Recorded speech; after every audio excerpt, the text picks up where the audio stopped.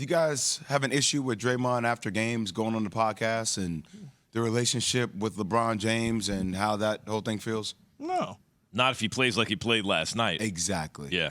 If he didn't play like he played, they have a relationship. They have a friendship. They have a personal relationship. But you know how it is, Keith. We go back and look based on the performance. We decide whether we like it. I don't have a. But let me they have a. okay. I don't have a problem with it. Let me recalibrate the question, Key. Sure, go right ahead. If you were Steph, would you have a problem with the buddy-buddy relationship between LeBron and I would. And how the podcast works out sometimes? I would. If you were Steph. If I was Steph. I probably wouldn't. Would. Because I know Steph knows the relationship. So he ain't getting in somebody else's business, Jay. Like, I know what that is. So why would I bother getting into the relationship and the business with somebody else? When you come with your lunch pail, that's all I care about. Just bring your lunch pail. I would be aware of it. Like, I'll be watching out of the corner of my eye and how he acted. Because there was a game this year, though, where LeBron, they were playing against the Lakers, and Dre was on the bench. You know what I'm talking about. When he ran out on the court, I'm like, come on, Dre. We're competing right now. But that just goes to show you, that's like, who do we have on the show yesterday? And we were talking about the respect level of LeBron or whatever, and we were talking about how who do we have on that played with LeBron yesterday or the day before? Somebody who played with him.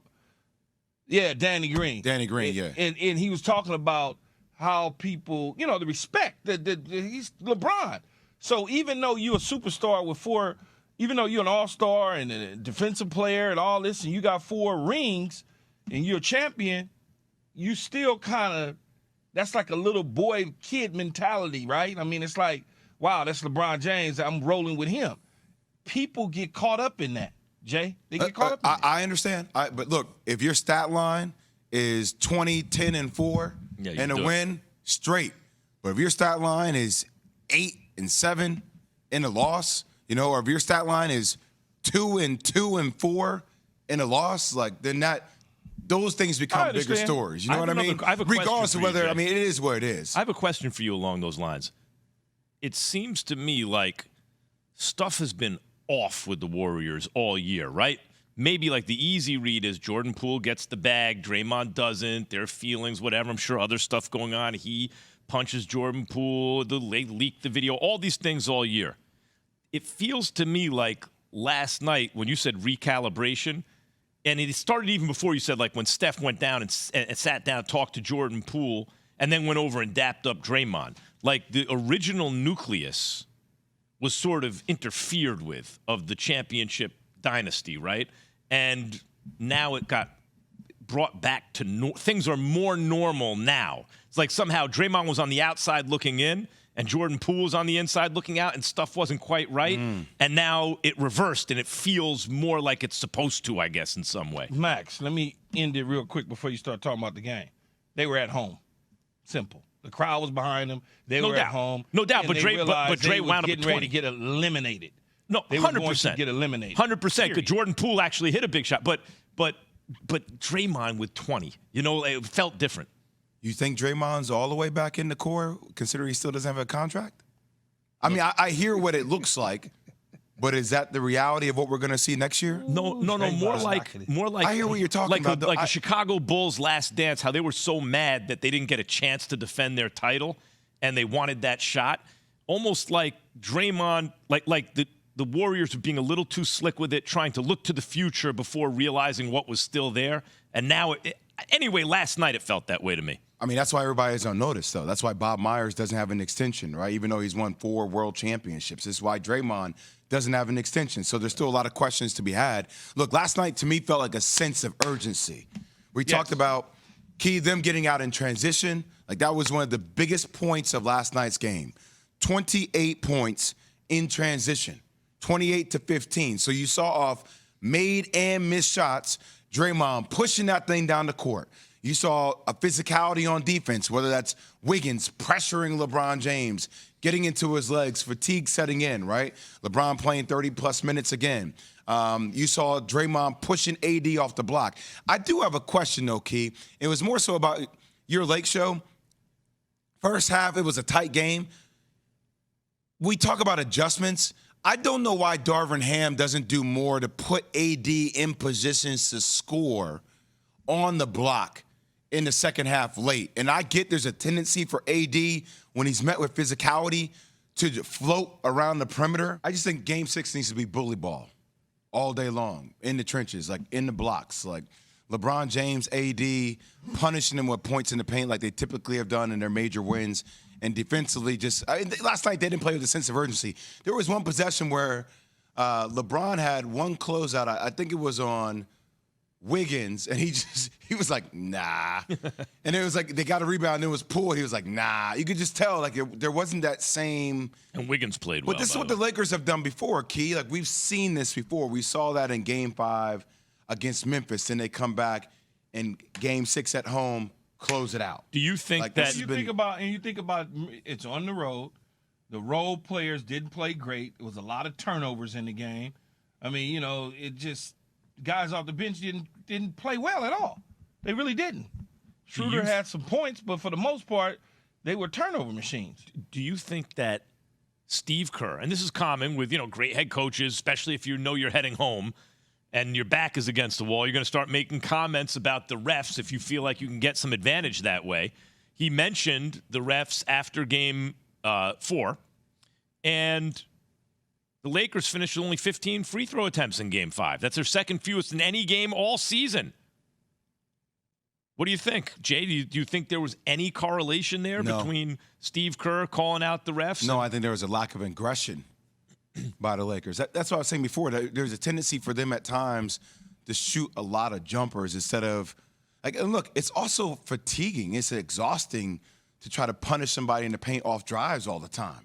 Like that takes a lot out of your. So we talk about LeBron James conserving energy for some bigger games, right? Because you understand what you need to do down the stretch. For AD, settling, becoming more content for those like mid-range jump shots to find his flow. That's why I think in Game 6 they go back to what they do, which is throwing the ball down low, LeBron James backing people down, not just becoming content settling for deep threes.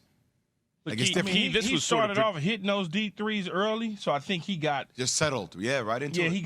He started feeling like I'm on. I can do this. But also, Key, like you start making that, and then if you start thinking attack, man, that takes a lot of wind out of your sail when you start putting the ball, and especially when the pace of the game we talk about, right? The cumulative effect, the pace of the game. Because after makes and misses, Draymond was getting the ball and pushing it right down by the court. So think about a drive and a rip through, getting to the rim. All of a sudden, you turn around, you're trying to sprint. And that's where, look, for as good as the Lakers are in their half-court defense, they're one of the worst teams in transition defense, mostly due to the fact that AD jogs down the court. So for every time that LeBron would rip through and get the ball to the paint, he's then having to sprint to get back down because they're pushing the ball right down their throat again. So it creates those type of possessions. So, Key, look, simply put, once the Lakers went up 3-1, I would say it was fairly predictable that Golden State would defend home court, proud champions, right? Win or go home, and they send it back to L.A. I think most people would have said after Game 4, this feels like a 6-game series. Lakers close it out at home. How are you feeling about it right now as a Lakers fan? Same thing you just said. The other day when we talked about it after the Lakers beat them on Saturday. Was it Saturday they beat? No, yeah, Saturday. Monday. We said, okay, this is looking like it's going back to Golden State, and Golden State's going to come with the crowd and everything, and we're going to have to bring it back for Game 6 on Friday night. That's just, you know what it's going to be. Now, here's what I would say. If they lose tomorrow night, they might as well start getting ready for the summer. If they lose on Saturday night, there's not a chance in hell that I think that the Warriors are going to lose Game 7 at home. I'm sorry. I just don't believe it. I've seen that before, though, is the only thing. So, Key, but you've seen it before, Max. Don't go against to 2016 LeBron and all that. Don't do that. Don't go on back. Don't do that, Max. We're not going to have that conversation. We're going back 7 years? Nevertheless, we're not going to have that conversation. I saw this nucleus, this core, lose a Game 7 at home to a LeBron James-led team. LeBron James is 50 now. Well, that's true. Come on, man. But if he's 50, Steph's 45. He's not that much older. Look, I don't think you're going to see the Lakers switch as much you saw AD, they switched a ton throughout the course of the game where typically they've been switching more towards the fourth quarter, into the fourth quarter on those matchups with Steph. AD was on Steph a lot more individually. When you do that, you drag AD away from the basket, which allows guys like Draymond Green and Wiggins and these guys to have, like, when Wiggins had 25, Draymond had 20. I mean, GP the second had 13 because they were able to get shots at the rim. Right, so I don't think you'll see a lot of that in Game 6. Until the fourth quarter. Until the fourth quarter. Right. But I'm going to say this. Game 6 is built for Steph Curry. Mm-hmm. He has been the best player offensively on the floor. Mm-hmm. And I'm still wondering, is Game 6 Clay a thing? If because it is, they can force a Game 7. We keep talking about AD being volatile. I mean, Clay last night, once again, 3 of 12 from the field. Multiple games in a row, man, where you're wondering where the hell Clay is. His shots just wasn't. They were not falling. It wasn't I hear you, missing, it wasn't like he was missing the rim badly. They just wouldn't. They weren't falling. They just wouldn't go in. Game 6 in LA, where your dad played. You've been calling for this moment. Well, he's been asking for this moment. Real talk, though. He's been asking for this type of moment in LA. Look, LeBron's been. I'm not, as I said when the playoffs started, I'm not sure. Everyone's like, well, LeBron's not the best player in the world anymore. Yeah, probably not, right? But I'm not sure about that yet. I need to see these whole playoffs play out before. I'm talking about, when I say that, I mean the dude you want on your team, right? I don't think by accident. But is that best? To me, it is. The dude you most want on your team, to me, is the best guy. Well, I want Steph Curry on my team, so now. Okay, so you think Steph is. And at the end of last season, that's not what I said. You said the guy that I want on my team. I want Steph. I'm digging into this. So I want LeBron. Right now, like, you want LeBron? Do you want Steph or LeBron? I mean, I'm finding out now. I think I want LeBron, but let's find out. Do you want LeBron or Giannis? LeBron, if you make me choose, yeah. But I'm going to find out. That's what I'm saying. What I'm saying is, Jay, so many years when you go back and think about it, it was no sure thing LeBron's going to wind up in the finals. Well, the Eastern Conference was weaker, yeah, but go back and look at the details.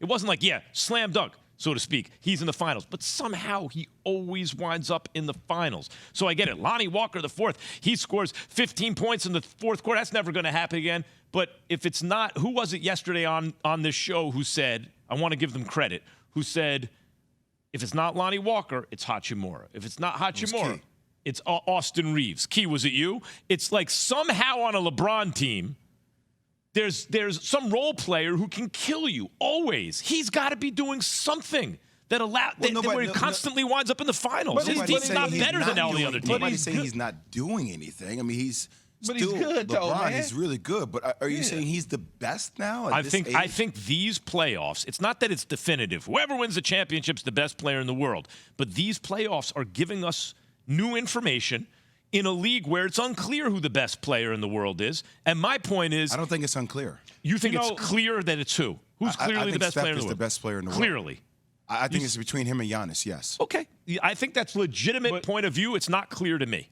But all players that are great players, man, that take their teams to championship level, role players perform. Look what has happened down in Miami. Jay has astutely educated me to let me know those dudes ain't supposed to be there. Jimmy Butler is carrying them, and they're contributing to the success of the Miami Heat. All-star players, no matter how big of a star you are, the role players contribute. That is what they do. And it could be that I am kind of reversing it and claiming that the star player on a given team deserves credit for what his role players are doing when really the role players are making the star look even better. Maybe I am doing that, but it's sort of like with LeBron to me. You're absolutely doing it. But it's sort of like Tom Brady with LeBron to me. Over a 20-year period, no one gets that lucky to have such great role players all the time. It's got to be their presence that's contributing. Of course, it is. And nobody's minimizing. Yeah, and nobody's minimizing LeBron James's greatness. So we're just helping you put that greatness into perspective amongst the other greats in the league right now, with LeBron being 38 years old. I get it, but it's also like Joe Burrow. Key, when we were like, I don't know if Joe Burrow's going to make the playoffs. Joe Burrow, and I know he has a great team around. A lot of guys have a lot of good players around them, but to me, Joe Burrow seems to be the dude. To me, Joe Burrow seems to be the dude who's always going to be in the playoffs, and other guys will have excuses why this year or that year they didn't make the playoffs, but Burrow's going to live in the playoffs, right? There's some guys I think that. Burrow will live in the playoffs. I think Josh Allen will live in the playoffs. Patrick Mahomes will live in the playoffs. Well, yeah, Mahomes, Lamar obviously. Jackson's going to live in the playoffs. I leave Mahomes out because he's just better than everybody. Well, I'm saying talking about, all of but those it's not as guys, obvious. when you are the top at what you do, you're going to the playoffs. So you say LeBron's always in the championship, right? He's always somehow figured out in the championship. I mean, the other guy that's playing against him somehow is always in the championship too. No matter how you what do you mean a lot of the time? Well, LeBron has been in a lot more finals than Steph. Yes, he has been in a lot more. He's also been in the league longer. Mm-hmm. So, but my whole point, Max, is the little guy is always seems like he's around No the doubt. championship too. No doubt. Max, There's also- no denying that. That's why you can't, if you say Steph's the best player in the world, I can't really argue against you. I'm just saying I'm not sure that is the case. Seems There are like- a bunch of seems- candidates. I also want you to give credit to the role players after the trade deadline. This became a very different No team. doubt. No So doubt. with the other pieces, with LeBron, they were. I mean, and LeBron is still incredible. They were in 13th place. Right? So like it was. You would agree that that team was horribly constructed, though, right? Yes. Okay, so my point about LeBron, it's kind of like the Jordan argument I make. Whenever you gave him one other All-Star, he kind of destroyed everything in sight. Anytime LeBron, when you look at the roster and said, it's reasonable for him to. He's never missed when it's been reasonable I for him agree to with get you on there, that. ever. He doesn't miss. I agree with you on that, but does He that at mean- least gets there. Does that mean best in the game today? Because that's where I think I start. I get all your points are valid in that, but are you still trying to make the argument for that being the best in the game? Okay, today? in order to be the best in the game, I think in a game 6 like they're facing now at home, if needed, I need to see, if needed, like if AD goes off and he doesn't need it, the role players are hitting shots, fine. But if needed, can LeBron have one of those 40-point triple-doubles still? Because if he can, that'll tell me yes. If you can do that when it's needed, when the other guys aren't getting it done, then I think, yeah, there's a good chance what you if he- still are the what- best but player. what in the if game. he can't, though? LeBron's Max. averaging 24, 9, and 5 assists in this series. But if needed, think about James Harden, right? Well, he's not that kind of player anymore. They needed a couple big games from him. They got 40-point ridiculous performances. Does LeBron have it in him, a 40-point triple-double kind of night that he used to do on the regular in the playoffs? Is it in there, Jay, if needed? A 40-point triple-double. Yes, So the last time LeBron came close to a 40-point triple-double was January 28th at Boston in a loss in overtime, 41, 9, and 8. So he still didn't have it. Still didn't have it.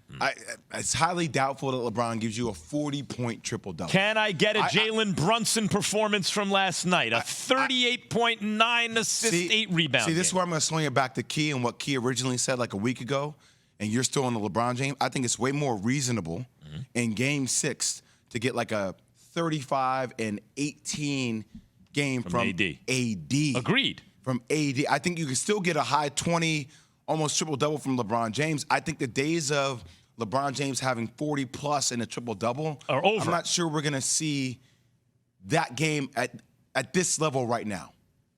Well, they're not asking him to do that. That's number my one. point. I mean, am I they're saying not- go ahead, Keith. No, go right ahead. Like, I think he has the ability. I just don't think you would see it. It would require him to do too much, and it would take away from him on a defensive end. Well, not only take away from him, it'll take away from the other players as well. They're not asking him to do that. If LeBron James can give you 30, 8, and 6, that's a great night, right? I mean, that's an a incredible night. night. That's a night that a lot of people would love to have. But it's so fascinating to me when I hear people say about players that have done so many great things in their profession for a very long time. Can they do this? Yeah. I mean, he's shown you that he can do many things when he chooses to. So I don't know why you would even question that sort of performance. Jay just said no. No, but you don't need to the 40-point stuff. That's a lot.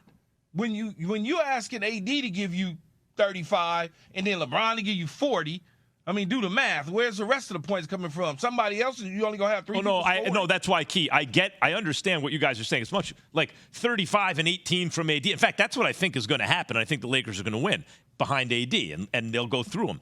What I'm saying is, if for whatever reason, because he's dizzy from whatever, he after all left the court in a wheelchair, something happens, and what's needed is one of those kind of nights from LeBron. It doesn't need to be exactly a 40-point triple-double. If he needs but to one take of those over, crazy performances, can he do it? Jay's saying no, you're saying yes. I say if he needs to take over at a certain point in the game, Point in the I game. believe him. Yes. I believe he can, Jay. At some point in the game, if he needs to take over. I believe that If he too. needs to take over in the fourth quarter, if he needs to Kobe Bryant and Michael Jordan in the fourth quarter, 100% he can, because he knows that it's all on him. And when you know as an athlete, Jay, when it's all on you and you got to perform at a certain level, you do it, right? Like Draymond Green said the other night, we got to do certain things. He spoke out about that because he knew I've got to play better. I've got to buckle down, and I got to play better on both ends of the floor. And guess what? He did.